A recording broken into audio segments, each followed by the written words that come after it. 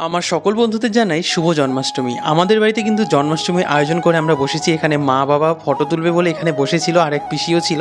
তো দেখো আমরা কিন্তু মন্দিরে গেছি জন্মাষ্টমীর উৎসবের জন্য। আমাদের বাড়িতে এই মন্দির, তো তারপরে দেখো ভগবানকে এখানে আমরা অভিষেক করে নিচ্ছি। আর জন্মাষ্টমী ছিল কিন্তু আমাদের মঙ্গলবার, কারণ আমাদের গোস্বামী মতে বৈষ্ণব মতে কিন্তু মঙ্গলবারই জন্মাষ্টমীটা করা হয়েছে এবং বুধবার দিন নন্দ উৎসব। তো এখানে আমার মাও এখানে ভগবান শ্রীকৃষ্ণের অভিষেক করিয়ে দিচ্ছিল। তো এখানে দেখো গোপালের কিন্তু স্নান হয়ে গেছে, গোপাল এখন রেডি হয়ে যাবে। তো আমরা এখানে বসে আছি, গোপাল রেডি হয়ে বসবে আর আমরা এখানে নাম কীর্তন গাইবো বলে।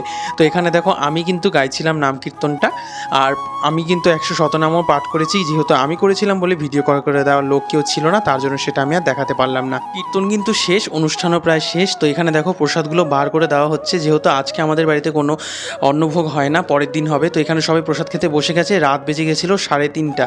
তো আমি ঘরে নিয়ে এসেছি প্রসাদগুলো, তালে বড়াটা খেলাম। যদি ভিডিওটা ভালো লাগে অবশ্যই লাইক করে চ্যানেলটা সাবস্ক্রাইব করবে। টাটা।